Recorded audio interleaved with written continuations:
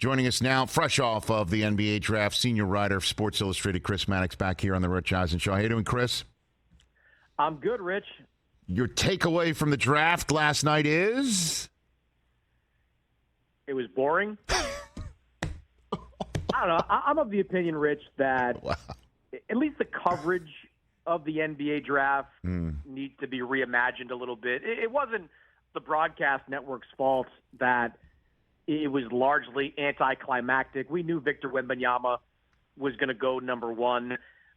Most of the intrigue was in the second and third picks. Yes. What Charlotte would do with that pick. Would Portland trade it? But once that came off the board, you had 4 hours of it just wasn't a lot. There wasn't a lot of activity besides going pick after pick. The other bit of a peeve I have with draft coverage, and I talked about this a little bit on my podcast today, is I kind of want some negativity in draft coverage. You know what I mean?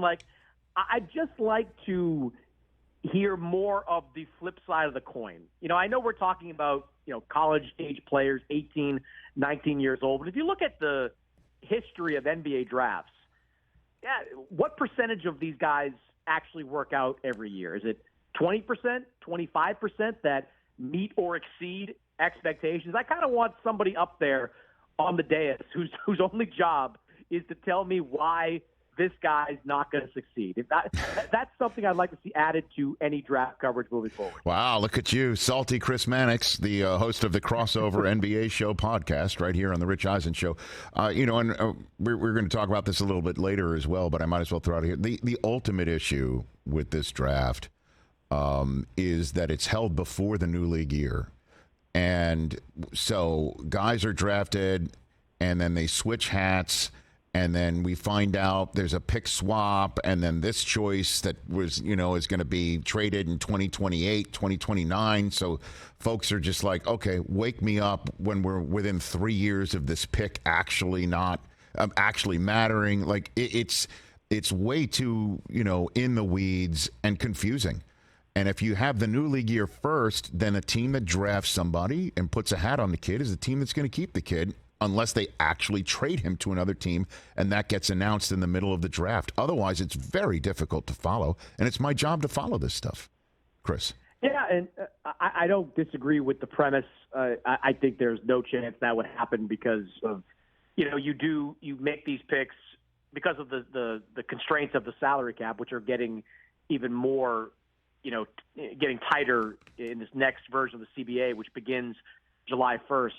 You're trying to see how many young players you can acquire, cheap talent that you can acquire that can fill one of those eventual roster spots. You don't want to have to go out and fill those spots and then find an opportunity afterwards to be able to add even cheaper talent into the mix. So it's a bit of a double-edged sword, for the NBA. Well, your suggestion probably makes it easier to follow, but from an NBA executive perspective, they want to keep as many avenues to build a team available as possible. Chris Mannix of Sports Illustrated here on the Rich Eisen Show. So with Scoot Henderson now a Portland Trailblazer, to me that now all heads now swivel towards Damian Lillard and say, what do you think? So what do you think? Well, I know that Portland in the next couple of days is going to get multiple phone calls from rival executives kicking the tires on this and seeing where they really are. I know Joe Cronin, the GM there, has publicly stated we want Dame Lillard here for the long term, but things can change pretty quickly. I don't think this is something that is going to anything that's going to happen is not going to happen all that quickly, I don't believe. Damian Lillard has said he wants to see what the Blazers can do to build a contender before the start of next season. We haven't even gotten to the start of the official free agency. When Portland, even though they are limited with what they can do, they still have some levers to pull, some deals they could potentially make, and maybe those deals that are made convince Lillard that they've done enough to keep him around. But if they get to, the second week of free agency, mid to late July. And as the dust has started to settle, and they haven't added one or two pieces, veteran pieces, to this mix, there will be a conversation had between Damian Lillard and Joe Cronin. That's not the kind of thing, Rich, that needs sourced reporting. I mean, I have had this exact conversation with Damian Lillard multiple times, as recently as this past March, where we've talked about the process, where he said, I want to have a chance to win at this stage of my career. I want them to put a team around me, and if they can't, well, we should talk, and we should figure out what's best for both sides. So I think if you're looking for indications that Damian Lillard could be gone, you got the first one on draft night when the Blazers took Scoot Henderson, who's a phenomenal talent, who I don't think any GM would have passed on in that situation. But he's a young guy. He's going to need time to develop. So by keeping that pick, that was sort of the first lever that was pulled that could mean that Lillard could be headed out of town. And then the fact that of the first 5 selections, or first 7 selections, let's go there, 2 from France, 2 from Overtime Elite, right? Yep. 2 from the SEC, and then you got. Does the NBA like that? Are they into that? Do they like it? I don't think look, it doesn't help with draft night, that's for sure, because, historically on draft nights, you've had a lot of recognizable guys, and guys are more recognizable when they play college basketball, specifically guys that get into the NCAA tournament, and we all, as a nation, get a long look at him. We all know who Victor Wembanyama was, but we didn't know a ton about him until he got stateside, and it became Wembanyama week in New York with everything that he was doing.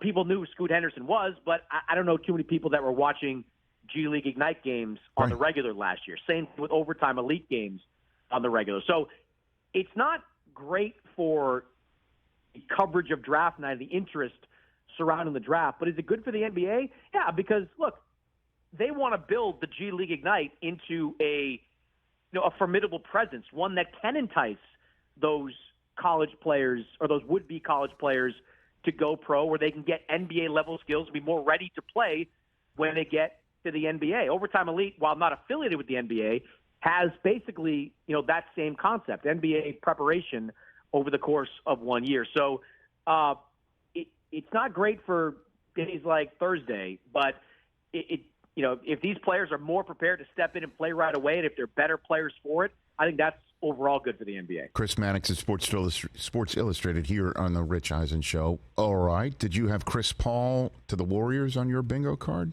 Chris Mannix? I did not.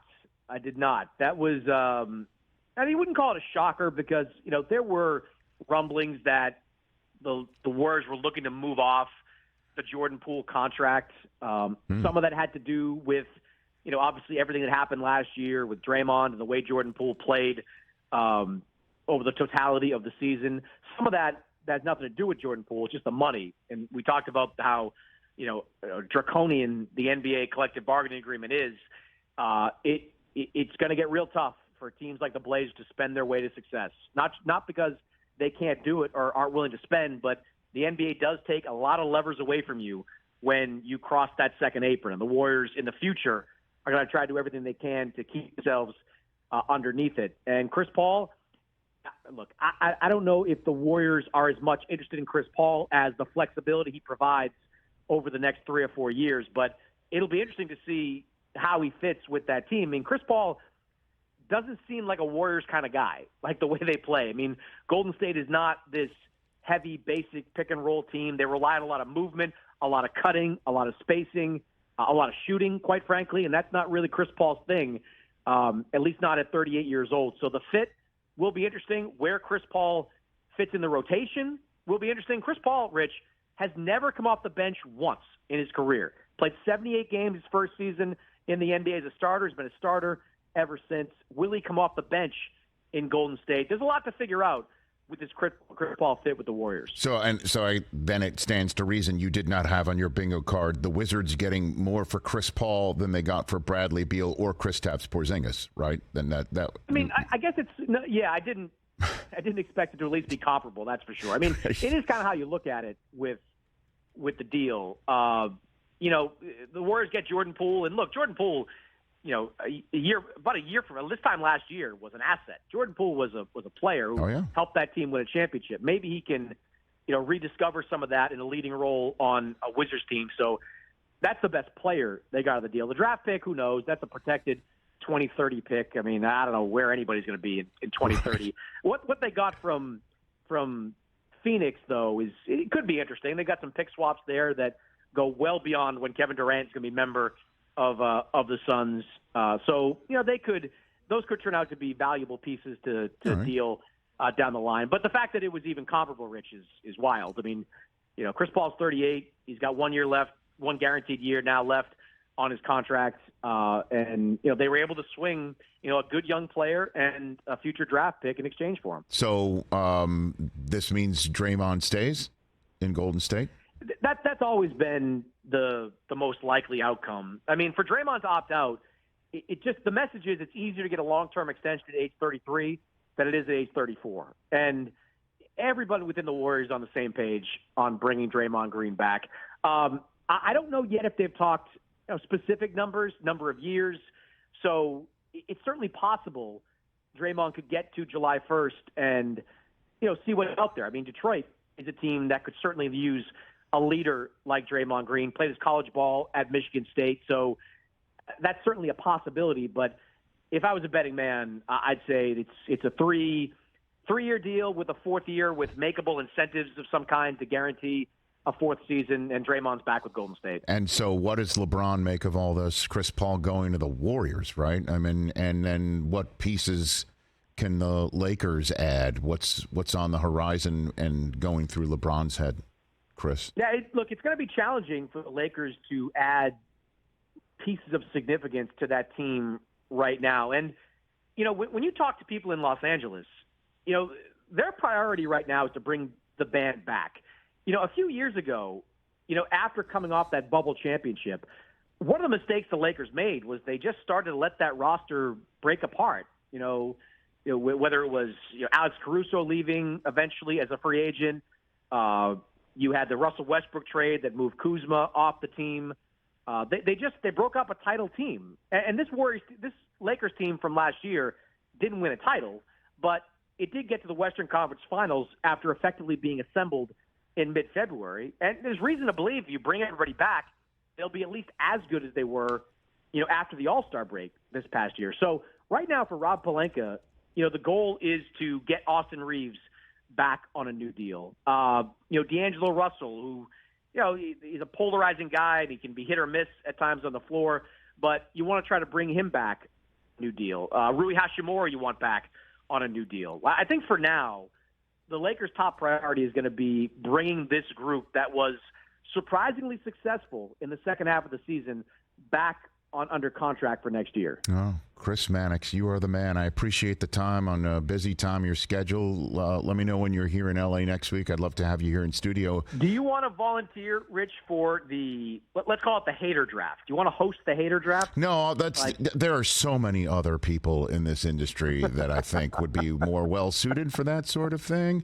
But, you know, but I'll run up the flagpole. I would just tell you one thing real quick, Rich. I'll tell you one thing that, I like when I was at Yahoo with The Vertical for a couple of years, working with Woj and Bobby Marks and Jonathan Givony and all these really smart guys. We had Tom Crean on set. And sometimes when you bring a coach onto the set, you wonder, are they just going to be overwhelmingly positive about everybody? I kind of was anticipating that.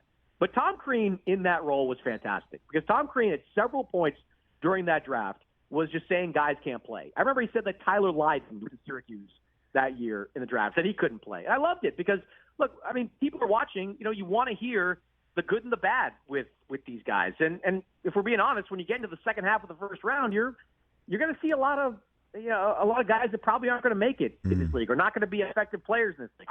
I want more of that, I don't want to call it pessimism, but, brutal objectivity from draft coverage. You want an edge, Chris. I understand. You're an edgy guy. You're an edgy guy. ESPN does like 9 streams of draft coverage. So on ESPN and ABC. I saw one with my man Windhorst on there was doing one. It's like, how about one that's just like overwhelmingly negative? Yeah, get out of here with this guy. Like that sort of thing. I understand. Off my lawn draft. Well, one thing, as a thank you, I'm going to give you an idea to search this story down because I think it's going to exist, and I think you should be the first one to investigate it and break it and get into it. The Grady Dick Drake relationship.